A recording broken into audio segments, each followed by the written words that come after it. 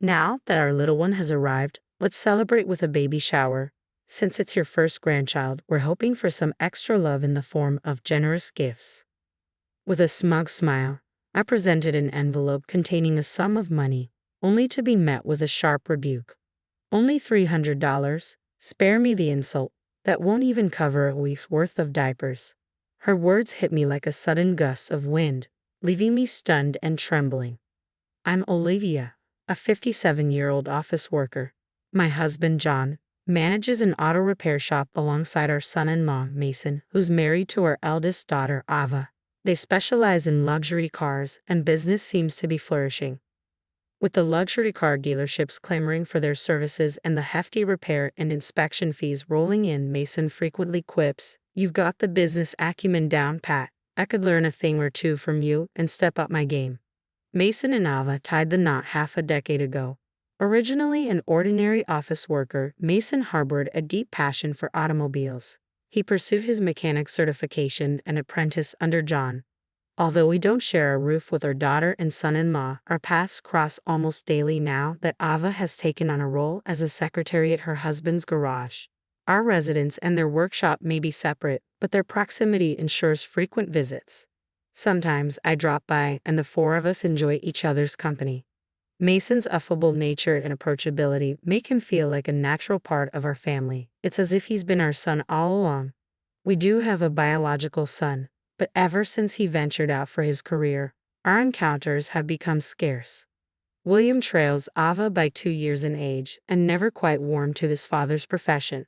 Upon graduating from college, he opted for a conventional corporate job. In his elementary years, he'd often proclaim, "I'll run Dad's shop when I grow up." Yet, as he matured, his aspirations took a turn. Running a repair shop won't cut it in today's world. I'm not keen on being coated in grease either.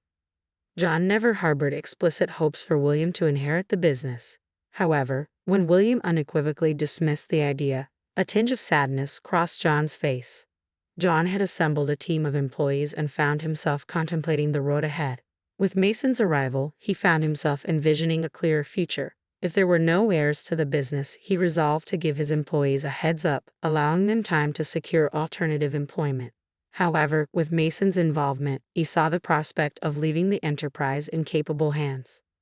Ava was caught off guard by the prospect of Mason succeeding her father, yet she couldn't help but feel a mix of surprise and relief as she inquired, "I always knew Mason had a passion for cars, but I never anticipated him stepping into my dad's shoes and taking over." But since William had no plans to carry on, it shouldn't pose any issue, right? My husband's business is thriving, and it seems like Ava is constantly probing me about whether William will eventually seek ownership of the shop. Ava's concerns aren't unfounded. There's something raw about William's wife, Emma. They tied the knot just 2 years back, and ever since they first visited our home to introduce Emma, she left quite an imprint. Upon their arrival, Emma's first words were, "This place has a very blue-collar vibe, doesn't it? Is this typical of self-employed folks' homes?" My husband and I were so stunned that we couldn't find any words to reply. Ava, who was also present, appeared to be seething with anger and swiftly fired back, "Who do you think you are? What kind of remarks are those to your future in-laws?" Yet Emma stood firm, asserting, "I'm just speaking my mind. Please refrain from picking on me even before we're officially married." I attempted to diffuse the escalating tension between the two women and tried to proceed with the introductions for the impending marriage. However, William interjected, saying, "Just because we're getting married doesn't mean we'll be living here or relying on you." It became evident that William wasn't pleased with Mason's involvement in his father's business and his close relationship with us. Since Ava and Mason tied the knot, William seemed intent on putting even more distance between himself and our family. Mason chose not to join us that day out of consideration. However, William couldn't resist making a snide comment, remarking, "Looks like Ava's husband decided to skip out today, huh? Probably didn't want to embarrass us all with his usual greasy appearance. I'm just glad he's not here." Despite his earlier claims that he had no interest in taking over my husband's shop, it was apparent that William might harbor some resentment towards Mason, who wasn't a blood relative, potentially becoming the successor. His words ignited a surge of anger within me, and I couldn't help but fire back. "Are you feeling jealous of Mason now? You were the one who adamantly declared you had no intention of taking on your father's business." My typically mild-mannered husband intervened, trying to diffuse the tension. Let's not allow anger to consume us, everyone. Since William's fiancée has taken the initiative to introduce herself, let's strive to get along. Despite my husband's attempt to maintain peace, I found it increasingly challenging to contain my frustration. Yet before I could say anything more, Emma interjected, I don't particularly care. I never had any intention of getting along with you anyway. She addressed us with an air of condescension, speaking down to us as if we were beneath her. Despite beginning to calm down at my husband's soothing words, both Ava and I found ourselves growing irate once more. We exchanged stern glances with Emma, but she seemed to derive amusement from our agitation. You common folk are so easily riled up.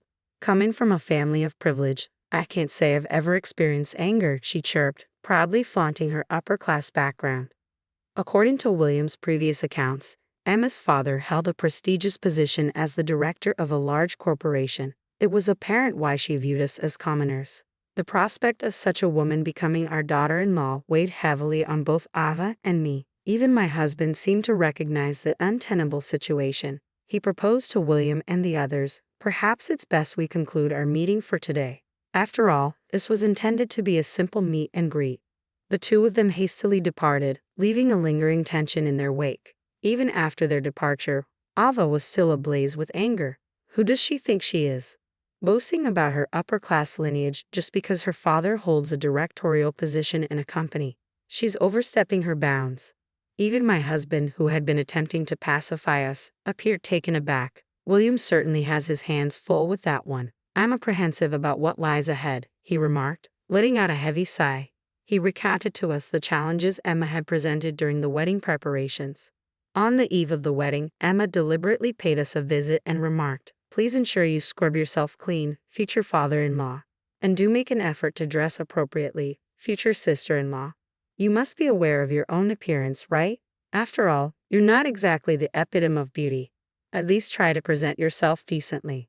Her words dripped with sarcasm as she spoke. I felt a surge of anger rising within me, ready to retort, but my husband interjected calmly, noted, we'll ensure there are no disruptions. Emma appeared momentarily taken aback by his response. It seemed she had anticipated a more heated reaction, but my husband's composed reply left her at a loss for words. With a dissatisfied expression, she exited the scene, unable to provoke the desired reaction from us. The following day, at the wedding ceremony, Emma stepped forward in front of our family and delivered her usual barbed remarks. It's embarrassing for everyone to associate with your relatives, so kindly keep them in check. And as for this pervasive oily smell in the vicinity, it's all thanks to you, she sneered, unable to resist her habitual snidiness. Upon meeting Emma for the first time, Mason wore a fascinated expression and remarked, I'd heard some rumors, but she's even more intense than I imagined. Normally sporting long, unkempt hair and a beard, Mason had tidied up his appearance for the occasion, dressed sharply in a suit, leaving Emma with no grounds for complaint. Though, he added with a hint of mischief, I kind of wish he'd shown up in his usual work attire, long hair, and all, just to see Emma's reaction. Following the wedding, we received no word from William at all. Concerned, I voiced my worries. I wonder how William is holding up. My husband, sounding resigned, replied, no news is probably good news. I was worried too, but reaching out might only rile up his wife. Let's wait for them to reach out to us. During their previous visit for the marriage introduction, it had been made abundantly clear that they wanted minimal interaction with us, making it difficult for us to initiate contact. 2 years passed without a single word from William.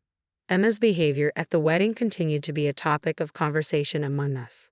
Whenever my husband, Ava, Mason, and I gathered for a meal, the subject inevitably arose.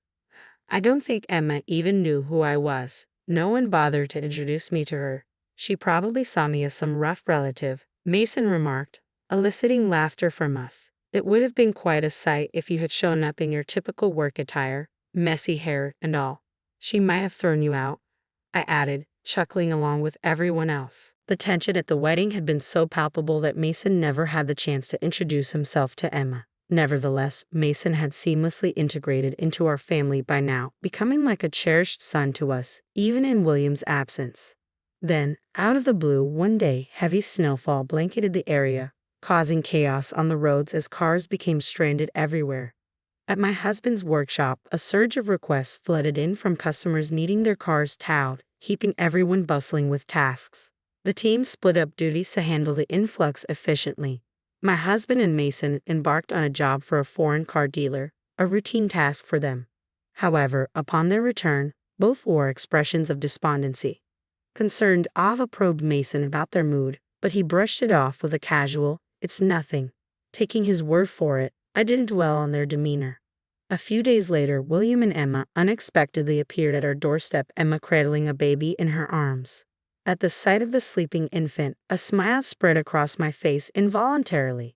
Ava, who happened to be visiting, shared in the moment, exclaiming, "Emma, you've had a baby." She reached out to touch the child, only to draw back abruptly, recoiling from Emma's hand with a sharp cry, "Don't touch her with your greasy hands. The smell of oil will rub off." The sight of the baby momentarily swept away my concerns, but it quickly became apparent that Emma remained unchanged, even in her new role as a mother. As tensions thickened, Emma, true to form, remarked, "Now that our little one has arrived, let's celebrate with a baby shower. Since it's your first grandchild, please be generous with the gift money." Her words laced with the usual sarcasm. I hastily gathered $300 into an envelope and passed it to Emma. If I had foreseen the occasion, I would have prepared more thoughtfully. However, her sudden visit left me unprepared, with no time to gather more funds or inquire about her preferences.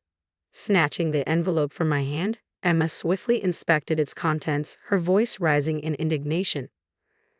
"Are you kidding me? Only $300? That won't even cover the cost of diapers." With an uncharacteristic burst of volume, my usually composed husband abruptly reclaimed the envelope from Emma's grasp, his voice thundering, "You will not disrespect us like this. Is William even the father of that child?" His words echoed with a forcefulness I had never witnessed in him before. His assertion about the child's paternity left me utterly bewildered. The intensity of my husband's outburst drew Mason from the rear of the room, his expression marked by confusion as he entered. Yet upon catching sight of Emma, Mason's countenance shifted to one of shock. In turn, Emma, upon noticing Mason's presence, betrayed a flicker of alarm, swiftly attempting to conceal her face. Upon spotting Mason, my husband challenged Emma, "Does seeing Mason jog your memory? You surely recall him from our discussion in your fancy minivan during the heavy snowfall. You were voicing your complaints to Mason. I doubt you've forgotten his face." Despite my husband's pointed remarks, Ava, William, and I remained perplexed, all equally taken aback by the unfolding situation. My husband's next words only added to the confusion. "As the president you were with at the time is doing well, please convey my message. If he intends to engage in extramarital affairs, he should choose a time when it's not snowing, lest he be caught," he stated cryptically. At the mention of an affair, tension gripped Ava, William, and me. We exchanged incredulous glances, struggling to comprehend the gravity of the situation. Emma swiftly rebuffed the accusation, her denial tinged with evident fluster, a stark departure from her usual demeanor. "What are you talking about? The heavy snow? An affair? Your words make no sense," she protested, her composure visibly rattled. At my husband's cue, Mason retrieved his phone and began navigating through it. Meanwhile, my husband proceeded to fill us in. During the heavy snowfall, Emma and some other individual found themselves stranded in a luxury minivan. Mason and I went to their aid. At first, I didn't recognize Emma, but I found it peculiar that there was a baby present in the vehicle. I was heavily masked, sporting sunglasses and a helmet, so she likely didn't recognize me.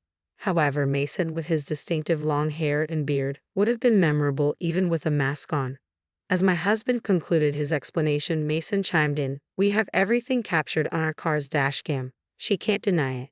He extended his phone towards Emma, who gasped upon glimpsing the screen, quickly averting her gaze. Ava, William, and I peered at the screen in astonishment. Sure enough, the footage showed Emma and an unfamiliar man berating Mason. "We have a baby on board, and we're already moving.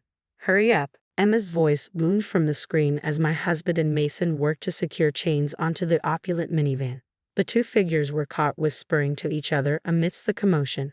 My husband's expression darkened as he spoke. "The dashcam may not capture sound, but I heard every word. William is foolish to believe that child is his. You two said, Well, Emma, you're the fool for discussing your affair right in front of your father-in-law without even realizing it. In the midst of his revelation, William erupted, Eva, what are you saying? Is this true? Emma attempted to brush off the accusation with a forced laugh, insisting, of course it's a lie, though her pallid complexion betrayed her true feelings. Adding weight to the accusations, Mason interjected. Didn't you mention divorcing William at the opportune moment? I heard you say it. You even mentioned ensuring child support. You seemed quite pleased about it. With each word, Mason unveiled more of the truth. Emma's agitation mounted, her hands trembling as she cradled her crying baby. Seizing upon the infant's distress, Emma pointedly blamed us. Look what you've done. The baby's upset because of your cruelty. I've had enough. I'm leaving today, she declared, storming out and leaving the flustered William behind. His face flushed with anger, William simmered in her wake, gradually regaining his composure once Emma had departed. Dad, what you said earlier, is it true? William sought confirmation from his father once more. His father silently nodded, prompting Mason to elaborate. Emma's lover happens to be the president of a company that does business with our shop. Word has it from some dealers that Emma accompanied him when he came to purchase a car. Apparently, he opted for a minivan because they were expecting a child, he divulged, providing intricate details. Overwhelmed, William lowered his head into his hands, sinking to a crouched position. Later, a DNA test confirmed what had been suspected. The child was not William's. Promptly, William initiated divorce proceedings. Meanwhile, Emma, defiant in her demeanor, scorned the idea of marrying a commoner like William, exclaiming, "That was my mistake." However, the DNA results unveiled another twist. The child's true father was not the president, but another man, further complicating matters. It appeared Emma had been involved with yet another individual, one who was already married. In the ensuing divorce proceedings, William sought compensation from Emma as well as from her two lovers. Despite Emma's family flaunting their supposed high-class status, it was revealed that they were not as affluent as they claimed, resorting to borrowing money to settle the compensation in the divorce proceedings. Emma's affair with the president stemmed from her desire for a luxurious lifestyle. However, her hopes for a remarriage with him were dashed. Instead of tying the knot, she found herself facing the claim for compensation for breach of engagement on his part. Following his split from Emma, it appeared that William had developed a deep-seated distrust towards women. I'm never getting married again, William declared, opting to live independently. For my husband and me, the dream of our first grandchild dissolved. Yet our spirits were swiftly lifted upon learning of Ava's pregnancy. As a couple, we burned with joy. In a playful jab at my husband, Mason quipped, "Don't worry, the baby's definitely mine." With the arrival of the baby, we'll be moving in with Ava and Mason. It looks like we're in for an exciting chapter ahead, I remarked, anticipating the lively life awaiting us.